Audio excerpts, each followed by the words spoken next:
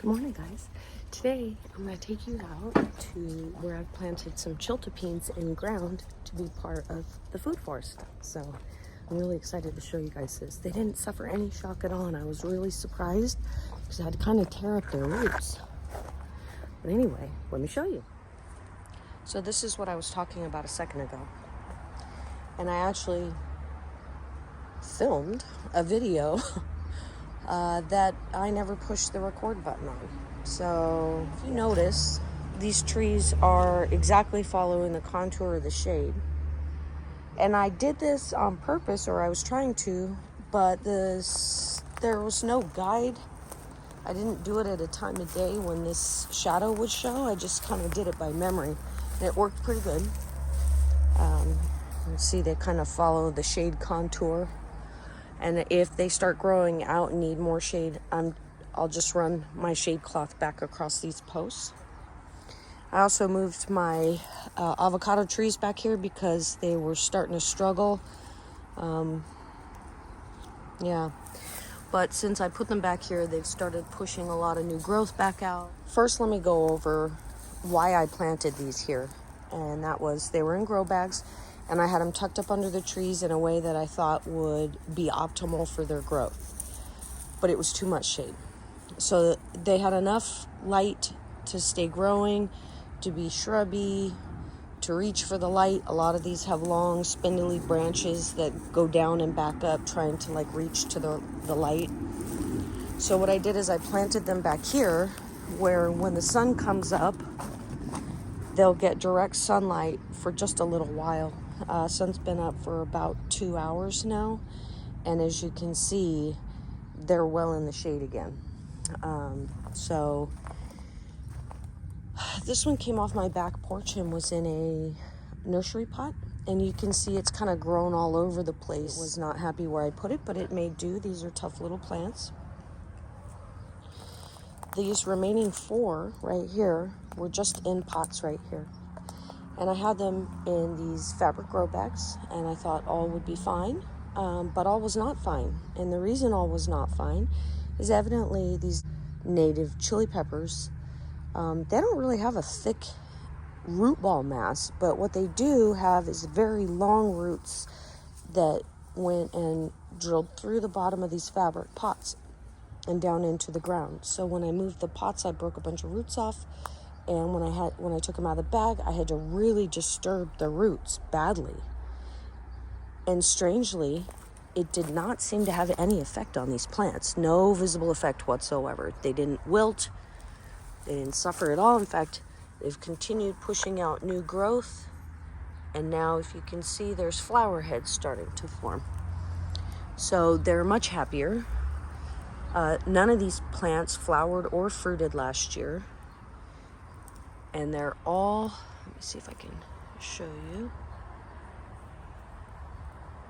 showing flower buds. And like I said, they have not, this one has, but these 4 have not fruited or flowered or fruited at all. And they're on their second season, so they're just about a year old. These, I sourced the seeds by going to the grocery store. I think it's called Food City. But it might have been the Fries down the road. I don't really know. They sell the same dried pepper varieties usually. And I just bought a bag of tepins, and then I grew those. I have no idea how old the peppers were. I don't know anything about the lineage. I would imagine they're farmed, not wild picked. And last year, in the same bunch, I planted a clump. Because I figure in nature they're probably growing clumping, but I planted these here, and when I did, they were getting some filtered sunlight. But what's happened is this Chinese arborvitae bush has filled in so much you could see all the new growth on the branches. It has grown back. The previous owners of this house butchered these trees. They just hacked them. Anyway, they were real hard on these bushes. So when I first, I deep mulch over here with a lot of organic annual plant material, and then underneath of all of this mulch, before I laid it down, I put a thick layer of composted cattle manure and then covered it with mulch. And then I set these plants on top of it, knowing that if overwatering happened and it seeped under the pots, it would go under there and keep that compost layer moist to feed the trees, hopefully. It seems to have worked, though.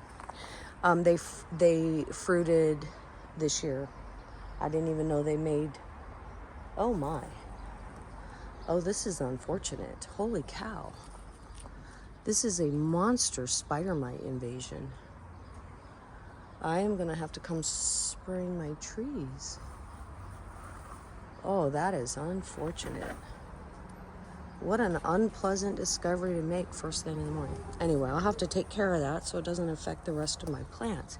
It comes all the way down this tree. What a drag, and I know exactly why. The dirty little wind riders have come off of this orange tree to blow in here and infest these poor trees. It looks like it's on this one too. Anyway, back to this. I'm saddened and distracted, but I'm going to need them. What I really need to do is go to Arbico and buy a bunch of predatory mites. I'm going to do some knockdown spraying, and then I'm going to buy some mites and turn them loose here. I've been talking about it for 2 seasons, but I'm just going to have to bite the bullet and do it. It shouldn't, I mean, there's so much for them to eat here. I shouldn't need to reapply at all. Oh my, this is just terrible in here. They are dirty, dirty little web spinners.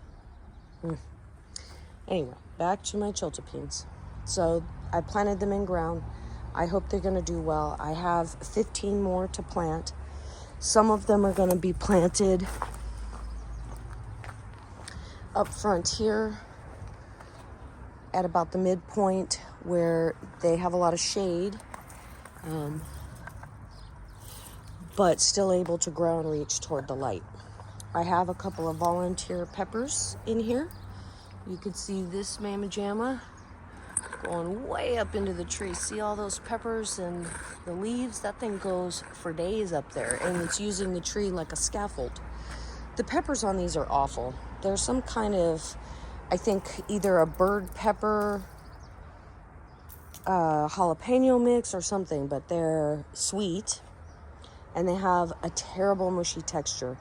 As soon as they start turning red, they go to mush. It's really gross. So I don't like eating them, but I don't take care of them. I water my trees, and they exist with all this pineapple sage, which I haven't planted. It just self-seeds.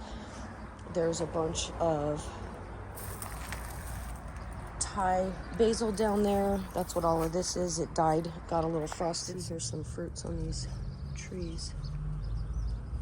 Anyway, I'm hoping that the chiltepins will grow up into these trees and I can get one of those massive Queen Pekin bushes, because the chiltepins I'm going to plant in here are Queen Pekin seeds. Look at this beautiful rose. Such a lovely bush. It's a climbing rose that was here when I moved in, and I thought it was dead. For a year it just sat here as a stump, and I just left it. I figured the roots would rot and decomposed, but it came back to life. Came back to life, and it's a really pretty rose. And I'll leave you with this beautiful view. Thank you guys so much for watching. Bye for now.